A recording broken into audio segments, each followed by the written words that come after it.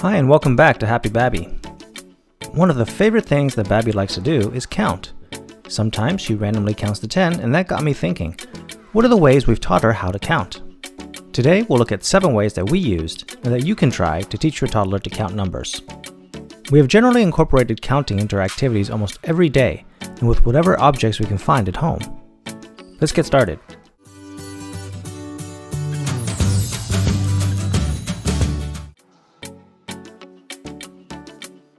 One of Babbie's favorite things to do is read. Many of the books we read to her early on were counting books that we borrowed from the library beginning from when she was a baby. Libraries were closed during the height of COVID, but as soon as our local library allowed pickup, I would always check out 1 or 2 counting books.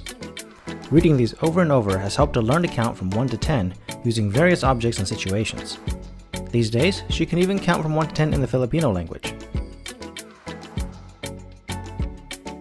Whenever we play with a toy that has many pieces, we would ask her to count them. This is part of playing with the toy, so it comes naturally and doesn't seem out of place. It also lets her count many types of objects and helps with understanding what is a single entity. We used to have a Panda Crate subscription from KiwiCo until she turned 2, and one of those crates included a set of counting flashcards that we used to get her familiarized with numbers. These are nice because you can have the number written on one side and the countable object on the other. Since then, I've made another set of cards with numbers from 11 to 20. You can easily create your own set with any type of object. Babbie is very active and loves to jump around. We started teaching her to play Hopscotch, and it quickly became one of her all-time favorite games. This can be played both indoors using tape or more traditionally outdoors with chalk. Either way, it's a fun way to count from 1 to 10, and even backwards from 10 to 1. When she was still too young and couldn't really jump yet, the way we played it was a little different. We would instruct her to run or walk to the number. For example, run to number 3, then 7, 9, 5, and so on. Randomly throughout the day, or whenever someone is going to leave Babbie for a bit, we would say, "Give me 5," and she got into the habit of giving high fives.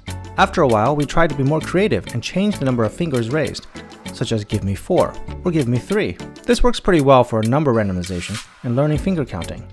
Even though it seems like it only works up to 5, we often go up to 10, and she would just use both hands to form the numbers from 6 to 10. This is pretty good for hand-to-hand addition as well. Another quick and easy game we like to do is to make the same number in different ways with fingers. For example, there are many different sets of fingers you can use to make the number 3. And Babbie enjoys the challenge of trying to copy us and do each of them. This also helps with dexterity and motor skills at the same time. Babbie is always anxious and doesn't like to wait. One method we use to get her to wait for a while is to count. For example, we may tell her to count to 10 or 20 before we can proceed with something if we need a little bit of extra time.